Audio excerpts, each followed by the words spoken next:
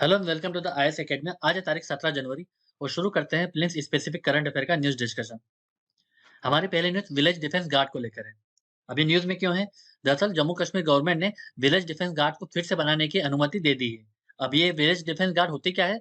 दरअसल जो सिविलियंस होते हैं, जो सिटीजन्स होते हैं, आम पब्लिक जो होती है, अगर आप उन्हें आर्म दे दोगे, ठीक है? आप उन्हें शस्त्र दे दोगे और उन्हें कुछ मंथली सैलरी वगैरह देते हो, ताकि वो जो इंक्रीज़ मिलिटेंसी है, जो आपने सुना होगा कि जम्मू कश्मीर में लगातार टेररिस्ट अटैक हो रहे हैं, तो उनसे वो लड़ सकते हैं। अब ये जो पूरा विलेज डिफेंस गार्ड था, ये नया नहीं कॉन्सेप्ट। दरअसल जम्मू कश्मीर में पहले भी एक विलेज डिफेंस कमेटी बनाई गई थी। विलेज डिफेंस कमेटी, अगर आप इसका हिस्ट्री देखोगे, तो 1965 और 1971 वॉर में जब पाकिस्तान से हम वॉर लड़ रहे थे, तो ये सी जो कोई कमेटी होती थी, वो हमारे इंडियन आर्मी को क्रिटिकल इनपुट देती थी, इन्फॉर्मेशन देती थी, ठीक है? तो एक तरीके से वो हमारे साथ में उस पूरे पाकिस्तान की मिलिटेंसी और पाकिस्तान से आर्मी से लड़ने में हमको सहयोग दे रही थी। बट ये कॉन्क्रीट रूप में सामने आए जब 1990s में, जब लगातार आपने देखा होगा टेररिस्ट अटैक बढ़ गया था, एकदम से जो जम्मू कश्मीर मिलिटेंसी बढ़ गई थी, तब गवर्नमेंट ने ये विलेज डिफेंस कमेटी फॉर्म की थी। इसमें उन्हें गन्स दे दिए गए थे, ठीक है? और उन्हें कुछ मंथली पैसा भी दिया जा रहा था, ताकि जो मिलिटेंसी बढ़ रही है, उसका काउंटर कर सकें। क्योंकि आप देखोगे कि आर्मी एक साथ हर जगह नहीं पहुँच सकती। तो अगर मान लो कहीं टेररिस्ट अटैक हुआ है, तो ये village defence committee first line of security provide करती थी, फर्स्ट लाइन ऑफ गार्ड होते थे ये। और अगर आप इसका ट्रैक रिकॉर्ड देखोगे, तो कुछ हद तक इन लोगों ने मिलिटेंसी को काबू भी कर लिया था 1990s में।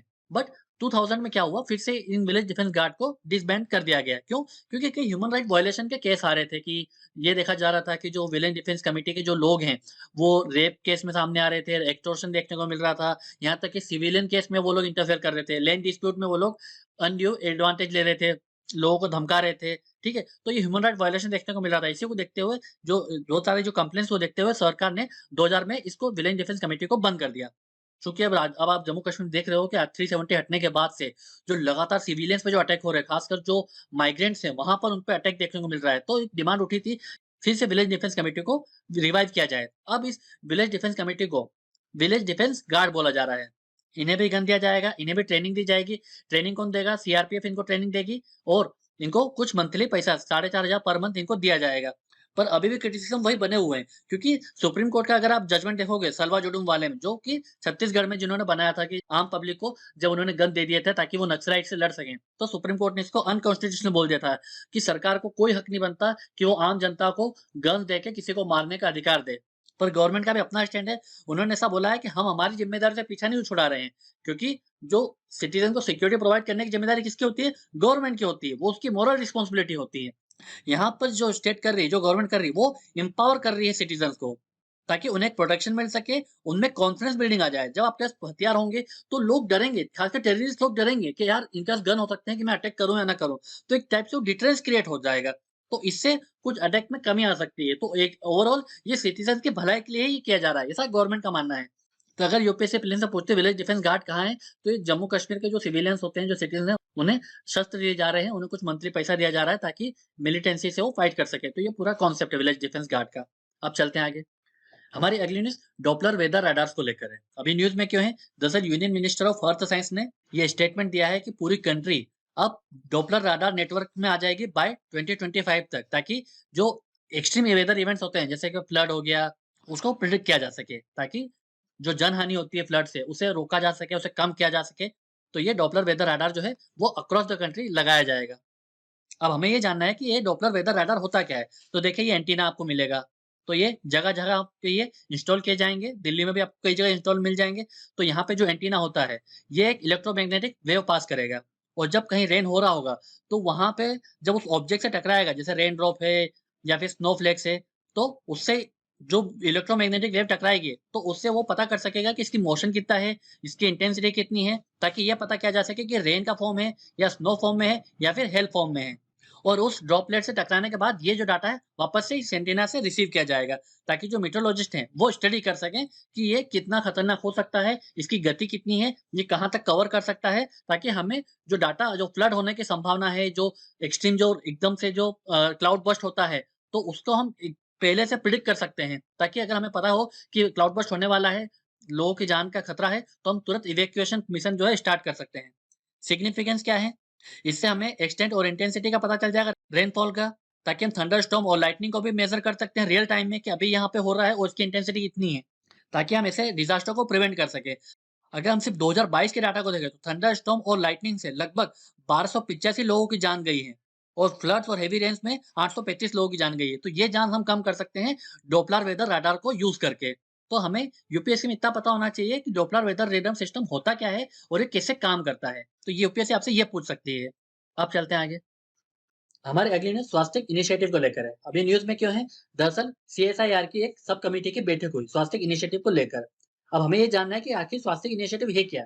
तो इसे लॉन्च किसने किया है? इसे सीएसआईआर ने लॉन्च किया है, National Institute of Science Communication and Policy Research. अब ये स्वास्थ्य होता क्या है? इसका मतलब है communicating India scientific validated traditional knowledge to the society. Swasthya तो इसका जो मेन मकसद ये है कि जो हमारे कल्चर के जो ट्रेडिशंस हैं, वो लोगों के बीच में लेकर जाना, उन उसको लेकर राइट अवेयरनेस फैलाना और उसके पीछे अगर कुछ भ्रांतियाँ हैं, कुछ मिसकंसेप्शन है, तो वो लोगों में दूर करना, ताकि लोगों में एक साइंटिफिक टेम्पर डेवलप किया जा सके। इससे कॉन्फिडेंस आएगा सिटीजन्स में, ताकि वो हमारी जो ट्रेडिशनल नॉलेज है, प्रैक्टिस है, उसको लेके वो थोड़ा-सा कॉन्फिडेंस आएगा उनमें, साइंटिफिक वैल्यूज़ उनमें जागृत होगी।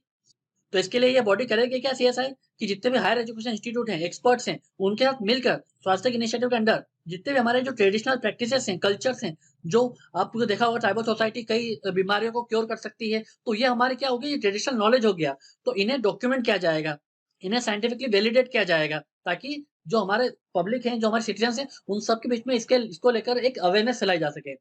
तो यूपीएससी आपसे ये पूछ सकते हैं कि स्वास्थ्य इनिशिएटिव होता क्या है? ये किससे रिलेटेड है? तो इस टाइप से क्वेश्चन फ्रेम किया जा सकता है। अब चलते हैं आगे। हमारी अगली न्यूज़ रेयर अर्थ मेटल्स को लेकर है। अब ये न्यूज़ में क्यों है? दरअसल एक न्यूज़ आई है, स्वीडन में एक बड़ा लार्ज डिपॉजिट देखने को मिला है इस रेयर अर्थ मिनरल्स का। तो हमारे देश में रेयर अर्थ मिनरल्स को लेकर एक डिबेट स्टार्ट हो गई कि हमें भी रेयर अर्थ मेटल्स को लेकर आत्मनिर्भर बनना पड़ेगा। तो सबसे पहले हम ये देख लेते हैं कि रेयर अर्थ मेटल्स होते क्या हैं। तो देखिए, जो रेयर अर्थ एलिमेंट्स होते हैं, इन्हें रेयर अर्थ ऑक्साइड भी बोला जाता है, इन्हें या फिर इन्हें लैंथेनाइट्स भी बोला जाता है। तो ये एक टाइप के मेटल्स होते हैं। तो अभी तक टोटल 17 रेयर अर्थ एलिमेंट्स को कंसीडर किया गया है, जिसमें समैरियम, स्कैंडियम, टर्बियम, तो ये आप लिस्ट देख पा रहे हो, ये 17 जो है रेयर अर्थ मेटल्स के कैटेगरी में आते हैं। तो अब इसका यूज़ क्या है? देखिए, ये जो ऑक्साइड होते हैं, ये जो मेटल्स होते हैं, इनका यूज़ होता है काहे में? इलेक्ट्रिक व्हीकल्स बनाने में, मोबाइल फ़ोन्स बनाने में, इलेक्ट्रॉनिक्स में, टरबाइन्स में, सोलर एनर्जी यूनिट्स में, और जो रिन्यूएबल एनर्जी की जो इंडस्ट्री है, वो इन मेटल्स पे बहुत ज़्यादा डिपेंडेंट है। अब आपको पता है कि इंडिया रिन्यूएबल एनर्जी का ट्रांजिशन ले रहा है, ठीक है? आपको पता है कि इंडिया ईवी व्हीकल, जो इलेक्ट्रॉनिक व्हीकल्स होते हैं, उसमें आत्मनिर्भर बनने की कोशिश कर रहा है। तो हमें इन मेटल्स की बहुत ज़्यादा रिक्वायरमेंट है। पर इंडिया का जो प्रोडक्शन है रेयर अर्थ मेटल्स का, वो कितना है? वर्ल्ड का मात्र 1%। और प्रॉब्लम और ज़्यादा बढ़ जाती है, क्योंकि जो इसमें चाइना का शेयर कितना है? 60%। तो कहीं न कहीं हम चाइना पर डिपेंडेंट हो जाते हैं। जो पूरा रेयर अर्थ मटेरियल्स का जो ग्लोबल सप्लाई है, वो चाइना डोमिनेटेड है। क्योंकि अकेले चाइना के पास में 44 मिलियन टन्स का प्रूवन रिजर्व है रेयर अर्थ मिनरल्स का। सो कहीं न कहीं हमें इम्पोर्ट करना पड़ता है चाइना से।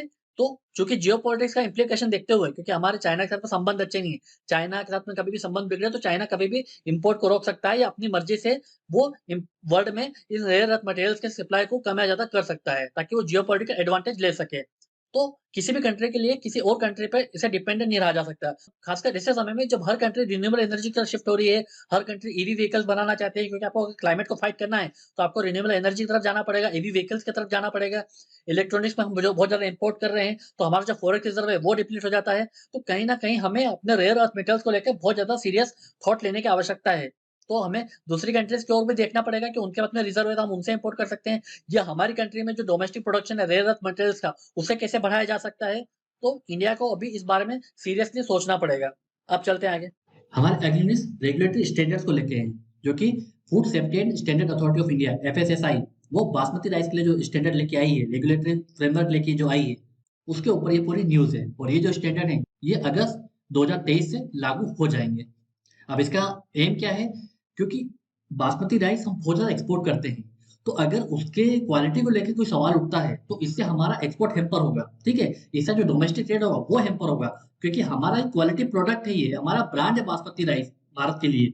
तो अगर इसके क्वालिटी से किसी भी प्रकार का नुकसान देखने को मिलता है, या इसकी नेगेटिव परसेप्शन बनता है, तो उसको काउंटर करने के लिए एफएसएसआई ये स्टैंडर्ड लेके आई है कि अब बासमती राइस को एक स्टैंडर्डाइज़ कर दिया जाएगा, ताकि कंज्यूमर इंटरेस्ट को प्रोटेक्ट किया जा सके, और साथ ही साथ एक्सपोर्ट करने के बाद जो फॉरेन कंट्रीज के जो कंज्यूमर है, उनके भी इंटरेस्ट को प्रोटेक्ट किया जा सके। क्या बासमती राइस के नाम पे कुछ और ना उनको बेचा हो, ठीक है? तो सर्टेन स्टैंडर्ड होने चाहिए बासमती राइस के। अभी किस पर एप्लीकेबल होगा? ये ब्राउन बासमती राइस पर होगा, मिल्ड बासमती राइस पर होगा, पैराबॉइल्ड बासमती राइस पर होगा और मिल्ड पैराबॉइल्ड बासमती राइस के ऊपर ये स्टैंडर्ड एप्लीकेबल होंगे। अब की फीचर्स क्या है इस स्टैंडर्ड के? इसका मतलब ये है कि जो बासमती राइस होगा उसमें नेचुरल फ्रेग्रेंस होनी चाहिए, नेचुरल फ्रेग्रेंस कैरेक्टरिस्टिक्स होना चाहिए बासमती राइस की, ना कि artificial colouring, artificial polishing agent, artificial fragrance होना चाहिए। मतलब नेचुरल उसमें फ्रेग्रेंस होना चाहिए। तो कुछ क्वालिटी पैरामीटर्स रखे गए हैं, जैसे कि average size of grains fix होगा, उसमें कितना मॉइस्चर होगा ये फिक्स होगा, किसमें कितना उसमें यूरिक एसिड होगा, डैमेज रेंज कितने हो सकते हैं, तो ये सब एक स्टैंडर्ड फिक्स कर दिया जाएगा। तो बासमती राइस का स्टैंडर्ड डिक्लेयर करने के बाद में हमारा डोमेस्टिक और एक्सपोर्ट मार्केट बढ़ सकता है या फिर प्रोटेक्ट हो सकता है। इससे फेयर प्रैक्टिस होगी बासमती राइस के ट्रेड में। तो ये पूरा रेगुलेटरी स्टैंडर्ड से बासमती राइस को लेकर, तो बेसिकली आपको मेंस में क्वेश्चन पूछा जा सकता है, प्रीलिम्स में आपसे पूछा जा सकता है कि जो रेगुलेटरी स्टैंडर्ड्स हैं वो किस बेस पर एप्लीकेबल हो रहे हैं, तो इस टाइप से क्वेश्चन फ्रेम हो सकता है। अब चलते हैं आगे। अब एक प्रीवियस ईयर का क्वेश्चन देख लेते हैं, यूपीएससी ने प्रीलिम्स में पूछा था, टर्की इज लोकेटेड बिटवीन, तो टर्की किन दो सी के बीच में आता है? तो इसका आंसर क्या है? ब्लैक सी एंड मेडिटेरियन सी। तो इसको मैप में देखेंगे तो ज्यादा अच्छा समझ में आएगा। तो ये रहा टर्की, ठीक है, यहाँ पे आपको दिखेगा ब्लैक सी और यहाँ पे आपको दिखेगा मेडिटेरेनियन सी। टर्की वैसे बहुत ज्यादा न्यूज में है और यूक्रेन वॉर को लेकर ब्लैक सी भी न्यूज में है। तो यूपीएससी मैपिंग को लेकर लगातार क्वेश्चन पूछते हैं, तो हमें पता होना चाहिए। इस पर क्वेश्चन पहले भी पूछा है तो अभी भी आने की संभावना है। इस वीडियो के पीडीएफ को डाउनलोड करने के लिए हमारे टेलीग्राम चैनल को ज्वाइन कर सकते हो। ऐसे और करंट अफेयर के वीडियोस के लिए हमारे यूट्यूब चैनल को सब्सक्राइब कर सकते हैं। और अधिक जानकारी के लिए आप हमारे इस नंबर पर कॉन्टैक्ट कर सकते हो। आज की वीडियो में सिर्फ इतना ही। Thank you very much.